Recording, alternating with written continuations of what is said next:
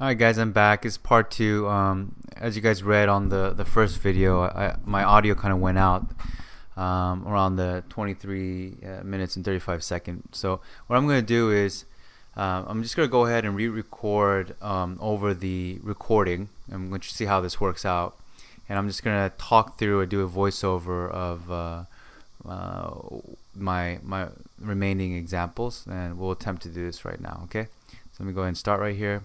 There's no audio, so I'm going to my second example. Let me see where I'm going to stop here. Okay, so same thing here. So you look at your recent profile levels, breaks out of it, comes up down to the high value area, retests it, right? And then it moves up from there. That would have been a valid trade right there. And at that point, we're looking at, okay, what do we do if price starts going against us? Well, look what it does. Well, one, you have one trade that I didn't talk about here, but this is your high value area, right? Breaks out of it, right? Comes down and tests it again, comes back up, but then now it's really going against you, and the moving averages are now skewed down, right? They crossed over to the downside. So what do? You look at the low value area. You look at low value area to look at entries for a short. What does it do? Breaks down. It really breaks down, and these are the better ones. You got to see a nice movement to the downside against you, right? You were in an uptrend, it's going against you, comes up, right? Retest that level, literally almost to a tick. You got your 13 to 15 tick stop right there. You could have had, and then it shorts from there and comes all the way down. So that would have been a nice little trade right there off of that.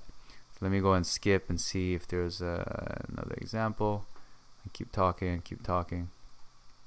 Okay, and as you can see, that was like pretty much like a 100 tick move from that short right there, and that was a nice little move on that one.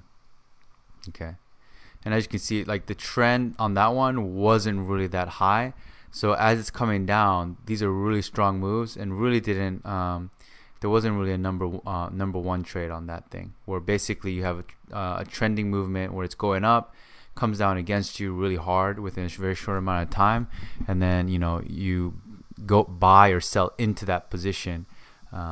So anyway, so this example right here, this is one of my greatest trades. I love it because it's so easy and so powerful. So basically what I talk about are sideways movements. So when price is ranging in a long time, this was literally like over 12 hours, right? It's like half a day here, where pre-market it just ranges up and down, doesn't really break above or below these market profile levels very high, right? And so there's no trend. Look at the moving averages. They're flat.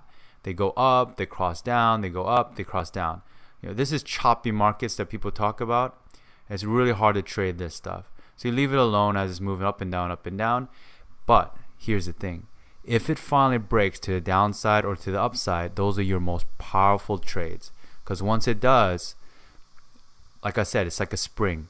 When price moves up and down for a long period of time, the longer it moves in that sideways movement, when it does break out, you have violent moves to the upside or downside, which makes for really quick trades and lots of money. So I'm going to go ahead and skip over what I'm probably talking about here in the video that I recorded. Look what happens. Finally breaks out of this profile level right here, right? Well, this is your most recent one, so it does break out of there, doesn't come down and retest it, right? Shoots up. What does it do? You look to your next profile levels, which are up here, your high profile, high volume areas, and what does it do? Comes down, retests it, literally to the tick, comes up and shoots up. But really, because it broke out of here, that would have been your real valid trade, because you would have been patient waiting for this, right? Comes up, does this, fails, right? So if you took that trade and you got 10 ticks and then you got stopped out, or you just didn't take your profit, right? Say that it does come against you, this would have been your next valid trade, your real valid trade, and look what happens. Look at that high value area right here. Look where it comes down and tests it. 13 to 15 tick stop. Never would have touched it. And look what happens. 5, 10, 15. These are 5-minute bars. 20 to 25 minutes. 20 to 25 minutes, you're making 50 ticks right there. Okay? Now look at what happens, right? Now that's moving to the upside. Look at the moving averages. Now you're looking for the next thing to come down and touch a high value area, right? This is not a high value area. This is just within your time period, your 3-hour time period for market profile. This is your time. This is your last high value area. But look what happened. It broke this high value area and also broke this high value area after this strong move. So you look at what is your next high value areas within the last 12 hours to your left. Well, this one right here. Let me go ahead. I can't really draw a line, but look at that. Look at this. Look how easy that matches up. That was your next high value area because it broke all these. So you look at the most recent one that it broke here within 12 hours. Look what it does. Comes down and tests it literally to the tick. I think it was like one tick right below it, but look at that. 5, 10, 15 minutes later, you made another 60 ticks off of that move. So one contract off of this buy right here, you would have made $500. This buy right here, $600. Over $1,000 off of one contract within that day. And again, like I said, if you trade multiple contracts, you're making lots of money. And like what I say, days like this where it just compresses, price moves up and down and finally springs out of it, that's when you're going to see a strong and violent move. And that would have been a nice little move off of that thing right there. Okay? Alright, so now let's look at another example. Move forward. And that was Friday, so that was yesterday's trade, the last trade of the day. And then I talk about gold and basically how choppy it is. And basically why market profile works so well on oil, as you guys saw how it holds those levels, and when it does retest it, you don't really get anywhere near any of those stops that I was talking about. Whereas gold, if it breaks the level, it goes against you really hard. This would have been, your valid trade right here, because once the moving averages cross over, at this point this is like it just crossed over and then it goes against you. But then the next low value area right here, after it breaks down even further and comes back and retests it, that would have been a valid trade and you short. But look how long you had to hold it, and it doesn't move you more than 10 to 20 ticks for like several hours, and then finally comes back up, retests that low value area again here, and then you see some really down movement. So just kind of show you the differences between consistency and chop between gold and oil, and why I prefer to trade oil. Although when gold moves, it does move pretty hard in one direction. Now, this last thing I just wanted to show you how to use this even in the S&P. So just kind of giving you multiple instrument examples here. So on the S&P here, I'll show you guys really quickly. So this is your number one trade. I'm going back and forth. Let me go. Okay, zoom back in. All right. So you have this, short that at this resistance level. Okay, and like I was saying in the video, I use market internals to determine how I'm going to trade the S&P, and then use the resistance and support zones to kind of give me my entries and my targets. But what market profile helps me do is gives me more accurate price levels, and also gives me an added piece of information. So in this case, let's look at this. You have this nice strong downward trend, right? Look how the moving average is spread out. What do you do when I say, it took some time, it took about 2-3 hours to get to this point, and then the market opens and it just zooms up against you, right? Moving average zooms up against you. What does it do? Well, your number 3 would have been right here. Look at that, where that downward move initiated up here, right? In this time zone or this time frame. Where's your high value area? Right here, right? If you're moving down, you're using low value areas to retest and short.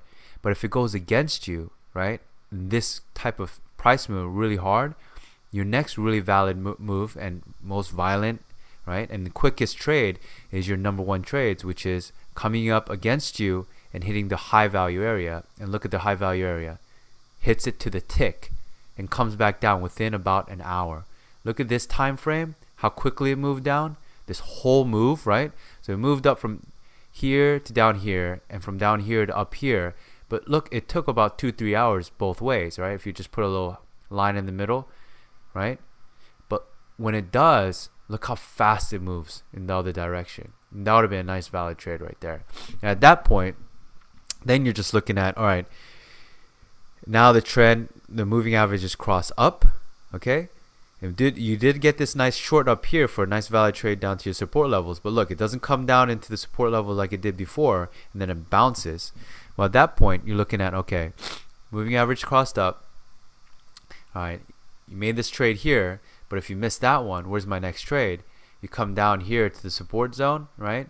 And then you go, okay, what market profiles am I waiting for? Now it's an uptrend, moves up, all right, breaks these high value areas here, right, on the upside, comes back down, retests it right here, and then you could have bought here, but really it comes down, and if you would have got stopped out here, you know,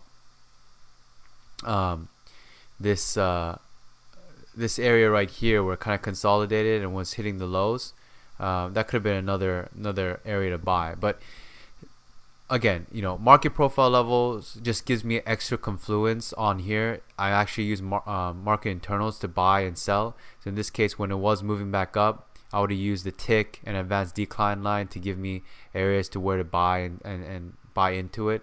Like right here, you don't really see it, but you see a tick kind of giving me a nice low right here, which probably which was either here or here. I think this one. So that would have been my buy here, just because I saw higher highs on the lower end of the tick, as market is moving to the upside again, and the moving averages are moving up.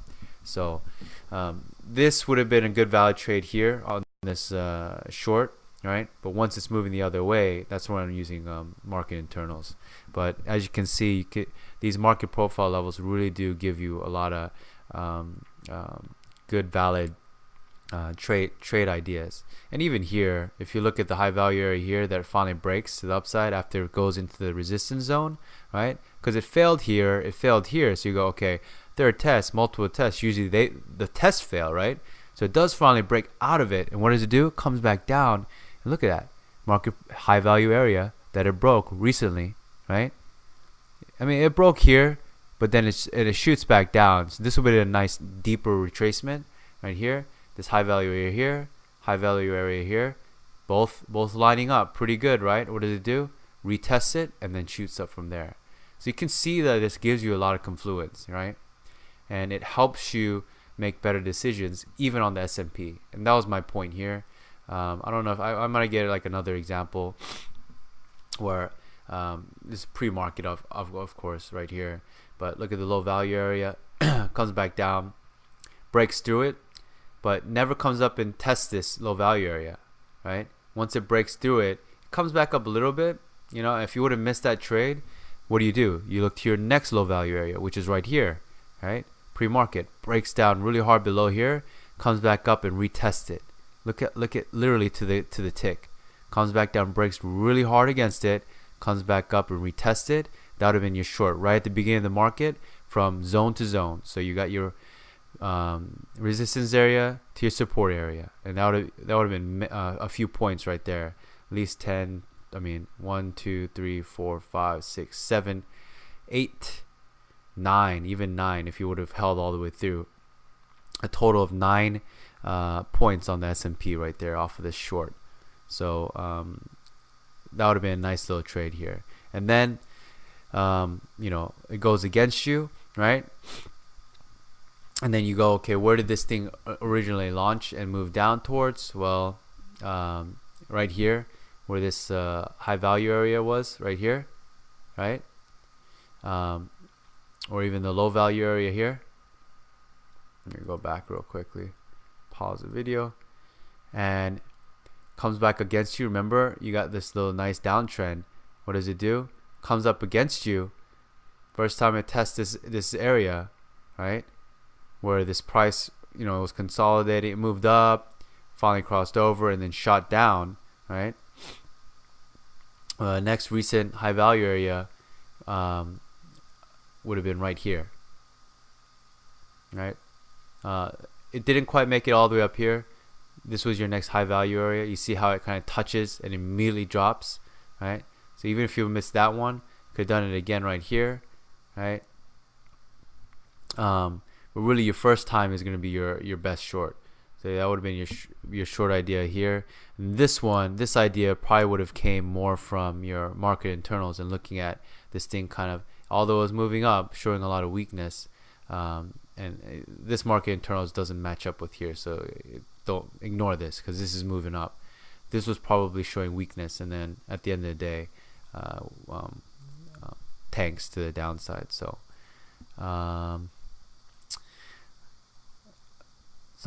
anyway, so basically, those are the trade ideas. I wanted to give you guys a little bit more, and I apologize about the sound not working out, but basically, this is something I kind of put together for free.